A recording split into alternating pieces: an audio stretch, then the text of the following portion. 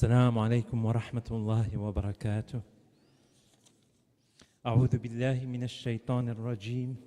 بسم الله الرحمن الرحيم. الحمد لله رب العالمين والصلاة والسلام على أشرف المرسلين سيدنا محمد المبعوث رحمة للعالمين صلى الله وسلم عليه وعلى آله وأصحابه أجمعين. اللهم أدخلنا برحمتك في عبادك الصالحين. اللهم وفقنا لعبادتك في ليلة القدر. اللهم إنك عفو تحب العفو فاعف عنا. اللهم ارزقنا الخشوع في الصلاة يا رب والقبول في الأعمال يا رب. Ce soir, Inch'Allah, on a rendez-vous avec le Hizb 50. Et à l'intérieur du Hizb 50, on va parler de Sourate Dukhan, la fumée. Alors c'est une sourate mécoise révélée vraisemblablement après la sourate 43, la sourate Az-Zukhruf, l'ornement. Et c'est une sourate qui a été révélée suite à un événement qui s'est passé à Mecca. En effet, lorsque les mécréants de la Mecque ont commencé à manifester une animosité, une haine croissante contre les premiers musulmans et le messager, sallallahu alayhi wa sallam, le messager a invoqué Allah, « Oh Allah, aide-moi avec une famine telle que celle de Youssef alayhi salam. » Il pensait que si Allah leur faisait subir une famine, ça les fera réfléchir et radoucir leur cœur, et qu'enfin ils arrêteraient leur entêtement. Et ce n'est aucunement pour se venger contre eux, mais uniquement pour les faire réfléchir. Car combien parmi nous s'égarent de la voie d'Allah subhanahu wa ta'ala, et à la suite d'une maladie, à la suite d'une grande épreuve, d'un accident, ils se reprennent et reviennent vers Allah subhanahu wa ta'ala. C'est un petit peu ça le sens des épreuves qu'on pourrait subir dans la vie. Allahumma afina min al-ibtila ya Rabb. Qu'Allah nous en préserve, parce que les épreuves, même si Allah ne nous envoie que les épreuves qu'on puisse supporter, il ne faut jamais demander une épreuve. Il y a des frères qui arrivent à un niveau de foi et ils se disent « il faut que je teste ma foi ». Un cheikh qui me raconte, ça c'est une entre parenthèses, qui nous racontait qu'une personne qui a atteint un degré de foi important, il a demandé d'être éprouvé pour tester sa foi. Et Allah lui a envoyé une maladie. Il demandait la mort pour se débarrasser des douleurs. Il ne faut jamais demander les épreuves. Il faut demander l'afiyah, car Allah nous préserve des épreuves. Et pourquoi je dis ça par rapport au prophète sallallahu alayhi wa sallam? Parce que le messager sallallahu alayhi wa sallam, à plusieurs occasions, a prouvé sa douceur et sa magnanimité. Hilm, al-hilm. Quand il pouvait sévir, il ne le faisait pas. Donc ce n'est pas pour se venger contre eux. Et Allah a en effet exaucé cette invocation, et une terrible famine frappa toute la région. Et c'est dans ce contexte que cette sourate a été révélée. Et effectivement, on avait l'impression que les plus entêtés, les plus durs parmi les chefs Qurayshites s'étaient radoucis. Même leur grand chef, Abu Sufyan était chef Qurayshites le plus notable et était le cousin du prophète sallallahu alayhi wa sallam. Et son épouse, c'est Hind bint Utbah. Utbah, celui dont on a parlé hier, Utbah ibn Rabi'a, qui était quelqu'un de très important, très sage. Sa fille Hind, c'est l'épouse de Abu Sufyan, et c'est elle qui s'est vengée en commanditant l'assassinat de Hamza lors de la bataille de Uhud. Elle a ouvert même sa poitrine et mâché un peu de son foie. Donc, Abu Sufyan est venu voir le messager pour lui demander d'invoquer Allah afin de délivrer le peuple de cette calamité, la famine. Subhanallah, ils savent que c'est Allah qui peut tout, et malgré cela, ils associent des statues, des idoles à Allah, le Créateur, subhanahu wa ta'ala. C'est comme celui qui se dit athée, il ne croit pas. Mais lorsqu'il se retrouve dans un avion secoué, ou dans un bateau en détresse, qu'est-ce qu'il va dire? Oh mon Dieu, sauve-moi, my God, oh mon Dieu, sauve-moi. Vous voyez un petit peu les contradictions de l'être humain. Et le début de la sourate Ad-Dukhan, la fumée épaisse ou la fumée, rappelle ceci, en disant, ce livre, le Coran, est un livre explicite, qui a été descendu lors d'une nuit bénie,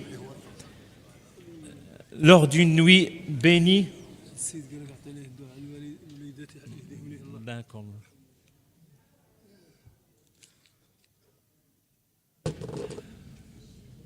On en était où?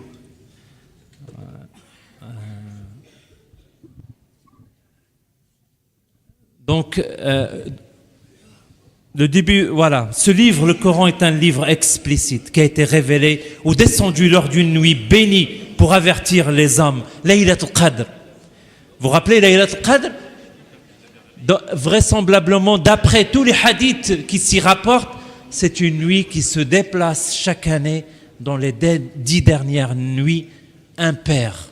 Enfin, dans les nuits impaires parmi les 10 dernières nuits. Et comme je dis toujours, on ne sait jamais si on a commencé à jeûner le premier jour ou le deuxième jour de Ramadan, on peut dire dans les 10 dernières nuits, pour enlever toute ambiguïté. Donc aujourd'hui, cette nuit, c'est la 24e nuit.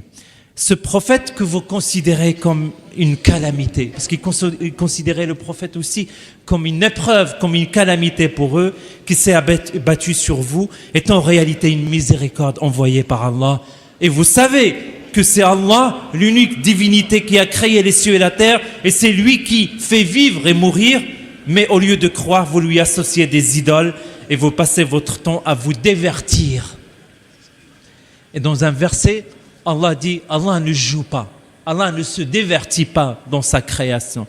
Alors attendez-vous à un châtiment cruel le jour où une épaisse fumée enveloppera les hommes, d'où le titre de la sourate, la fumée épaisse.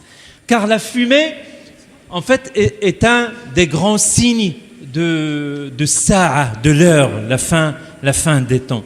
Dans un hadith du prophète sallallahu alayhi wa sallam, les compagnons, ils étaient en train de discuter entre eux. Le prophète est arrivé, il leur a dit, de quoi vous discutez? Ils ont dit, nous discutons à propos de l'heure, sa'a, la dernière heure. Il leur a dit, elle ne viendra que lorsque vous verrez avant elle 10 signes. Il évoqua la fumée, qui est le titre de cette sourate, le faux messie, ou Dajjal, l'antéchrist, la bête, le lever du soleil de son couchant, la descente de Isa alayhi salam, l'arrivée de Gog et Magog, les trois engloutissements par la terre, un en Orient, un en Occident et un dans la péninsule arabique. Et le dernier de tout cela est un feu qui sortira du Yémen, repoussant les gens vers leur lieu de rassemblement. Fi ardil mahshar, wal rajih annaha Sham. Donc on revient à notre histoire où les Mécois ont demandé aux messagers d'invoquer Allah de lever la famine qui les a touchés. Le verset 12 relate cela lorsqu'il nous dit, ils se sont écriés, ils ont dit, ô Seigneur, détourne ce tourment de nous et nous croirons. Mais le messager avait été prévenu, Allah lui a dit dans un autre verset, ces gens ne retiendront aucune leçon de telle calamité. Ils ne vont retenir aucune leçon de telle calamité quand ils se sont détournés du messager. Comment une simple famine peut-elle modifier leur incrédulité? Allah dévoile le mensonge des mécréants et les avertit d'un châtiment plus atroce que cette simple famine. Quand il leur dit « Vous mentez quand vous dites que vous croirez dès que le châtiment sera levé, nous le retirerons. Nous allons retirer cette famine. Nous allons la retirer juste pour vous éprouver ou pour éprouver votre sincérité à propos de votre promesse de croire. Mais il y a un désastre plus grand qui s'abattra sur vous. Vous avez besoin d'un coup plus dévastateur. Les malheurs mineurs ne peuvent vous remettre sur le droit chemin. C'est alors que dans la sourate, Allah relate l'histoire du pharaon et son peuple, à qui Allah avait envoyé 9 calamités, 9 plaies. Ils avaient demandé à Moussa la même question, la même chose. Ils avaient demandé à Moussa alayhi salam d'invoquer Allah pour les lever et promettaient de croire après cela. Mais à chaque fois, ils avaient trahi leurs promesses, comme le font les Koraïchites à la Mecque actuellement. Vous voyez, les récits dans le Coran, ils viennent toujours en relation avec le sujet de la sourate, avec ce que Allah veut nous transmettre ou veut transmettre aux Koraïchites. Donc le pharaon et ses soldats ont essayé aussi de tuer, d'attenter à la vie de Moussa et de son peuple lorsqu'ils les ont poursuivis dans leur exode, et Allah les a châtiés par la noyade. Et leur histoire est devenue une leçon pour les peuples à jamais. Il voulait que les Koraïchites retiennent cette leçon.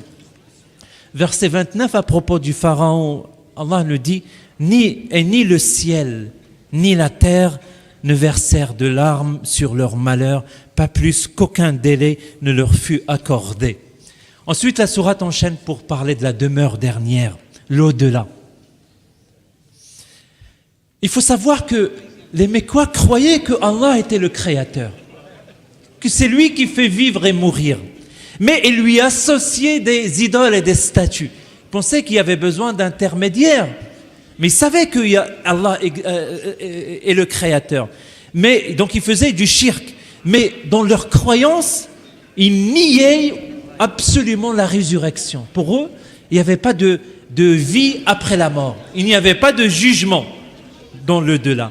Ils disaient, nous n'avons jamais vu personne revenir à la vie après la mort. Ramène nos ancêtres à la vie si tu dis vrai à propos de la vie de l'au-delà. Et en réponse à cela, 2 arguments ont été avancés dans cette sourate. Premièrement, la négation du principe de la résurrection et du jugement après la mort s'est toujours révélée destructrice, néfaste pour la moralité. S'il n'y a pas de jugement après la mort, il est très difficile de respecter une morale et de s'y tenir. Comme on dit, pas vu, pas pris. Si j'ai fait quelque chose et j'échappe, voilà, il n'y a rien après la mort. Et Hitler qui a fait des massacres, il s'est suicidé. S'il n'est pas jugé après la mort, quelle injustice, on pourrait penser. C'est un exemple. Le deuxième argument, Allah dit l'univers n'est pas le jouet d'une divinité irréfléchie, mais il s'agit d'un système sage et aucune œuvre de sagesse n'est vaine ou inutile. Ce qui veut dire qu'Allah وَمَا خَلَقْنَا السَّمَاوَاتِ وَالْأَرْضَ وَمَا بَيْنَهُمَا لَاعِبِينَ مَا خَلَقْنَاهُمَا إِلَّا بِالْحَقِّ وَلَكِنَّ أَكْثَرَهُمْ لَا يَعْلَمُونَ. Allah nous dit, ce n'est pas pour nous divertir que nous avons créé les cieux et la terre et les espaces interstellaires. En les créant, nous visions en réalité un but bien défini, mais la plupart des hommes n'en savent rien. Et en réponse à la demande des mécréants de ramener à la vie leurs ancêtres, Allah a dit qu'il a désigné une heure, as-sa'a, où il ressuscitera l'humanité entière simultanément et où ils devront rendre des comptes devant sa cour de justice. Si quelqu'un veut se protéger là-bas, il doit y penser ici, car personne ne pourra se sauver là-bas par son pouvoir ou par le pouvoir de qui que ce soit d'autre. Allah, dans la fin de la sourate, mentionne le châtiment de ceux qui ne croient pas et le paradis, la récompense bienheureuse pour ceux qui croient. Puis il finit la sourate comme il l'a commencé en parlant du Coran. فَإِنَّمَا يَسَّرْنَاهُ بِلِسَانِكَ لَعَلَّهُمْ يَتَذَكَّرُونَ فَارْتَقِبْ إِنَّهُمْ مُرْتَقِبُونَ. Nous avons rendu le Coran accessible par l'emploi de ta langue dans le but de leur permettre d'en méditer le sens. Attends donc la suite des événements, eux aussi sont également dans l'attente. نسأل الله العظيم أن يتقبل منكم وأن يحفظ أولادكم وأن يدخلكم في عباده برحمته في عباده الصالحين. Un frère qui a fait une sadaqa, il veut dua pour ses enfants, pour sa famille, qu'Allah les protège, les préserve. اللهم بارك لهم يا رب اللهم بارك في أهله اللهم احفظهم يا رب اللهم احفظ ذرياتنا يا رب اللهم هب لنا من أزواجنا وذرياتنا قرة أعين واجعلنا للمتقين إماما. Les frères, ils vont passer parmi vous. Là, on est dans les 10 dernières nuits. Donc, il y a des frères, comme je vous ai raconté, la nuit de Qadr, on ne sait pas quelle est cette nuit-là. Donc, il y a des frères qui donnent tous les soirs. C'est pour finaliser l'achat du terrain, Inch'Allah. Donc, c'est une aumône perpétuelle, sadaqa jariya. Moi, j'avais... Il y a une personne qui est venue voir Ali ibn Abi Talib et lui dit: oh Ali, comment est-ce que je suis quelqu'un de ce bas monde ou quelqu'un de l'au-delà? C'est-à-dire, est-ce que je préfère ce bas monde ou l'au-delà? Est-ce que je suis quelqu'un, barakallahu fik, Allah hafdak, est-ce que je suis quelqu'un du paradis? Voilà. Et Ali ibn Abi Talib lui dit cela. Il lui dit: moi je n'ai pas de réponse pour toi, mais c'est toi qui peux avoir une indication sur ce que tu préfères. Est-ce que ce bas monde ou l'au-delà? Il lui dit: quand quelqu'un vient toquer à ta porte, alors si ce quelqu'un vient te demander un service, une aumône, une sadaqa, ou si ce quelqu'un vient avec un cadeau, qui accueilles-tu le mieux? À qui souris-tu? Est-ce que tu vas mieux accueillir celui qui te donne un cadeau de ce bas monde ou celui qui veut te donner un cadeau dans l'au-delà? Vous voyez un petit peu la réponse sage de Ali ibn Abi Talib? Bien sûr, celui qui arrive avec un cadeau, on doit lui sourire aussi.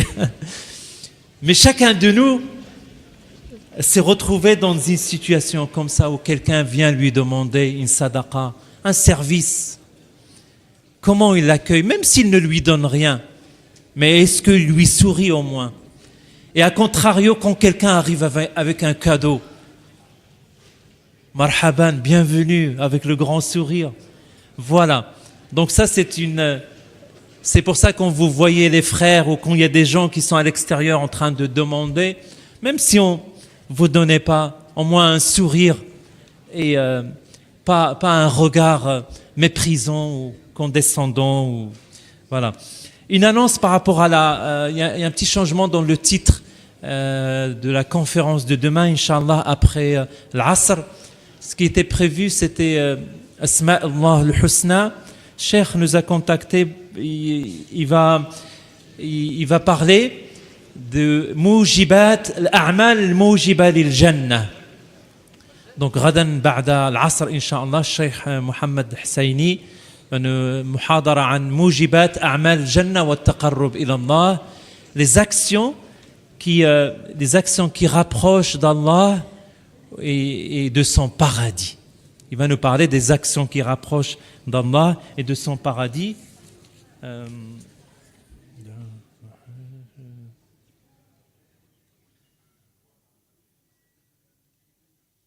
Il y aura une janaza, Inch'Allah, à la mosquée de Gennevilliers le mercredi après Dohr. Donc demain après Dohr, il y a une janaza après Dohr. Il y a un frère qui nous demande de faire dua pour son père qui est décédé, pour qui on va faire janaza demain.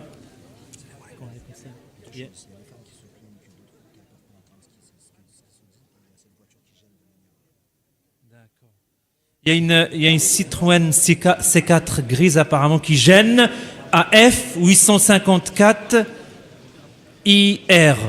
Barakallahu fikum. Si quelqu'un est concerné dans la mosquée, et puis pour les femmes, il faut juste rapprocher le micro. Il y a de bruit.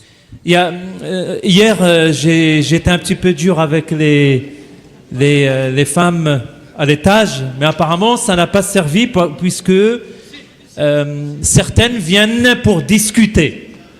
Vous restez à la maison, vous ferez plus de hasanat à la maison parce que là vous êtes en train d'inscrire des sayyi'at à la mosquée. Jazakumullahu khayran. Est-ce qu'on a besoin de crier à chaque fois Subhanallah? Vous êtes content de vous retrouver, mais salam alaykum et voilà, lisez le Coran, écoutez Dars. Au moins ne gênez pas. Barakallahu fikum. Donc le frère qui est décédé, pour qui on va faire le janaz, Inch'Allah, après Dhuhr, Allahumma aghfir lahu ya Rab, Allahumma arhamhu ya Rab, Allahumma a'idhu min adhab al-qabr wa adhab al-nar, Allahumma thabbithu ya Rab, Allahumma thabbithu warhamhu ya Rab, Allahumma adkhilhu bi rahmatika fi jannatika ya Rab.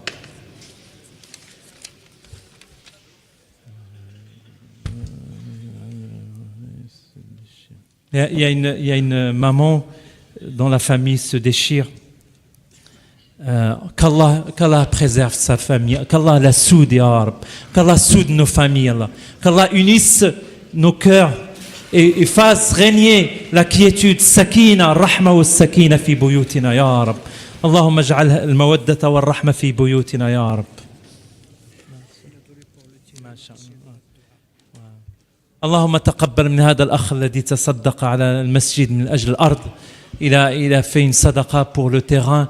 Qu'Allah agrée de lui, qu'Allah le fasse entrer dans le firdaus al-a'la ya Rab.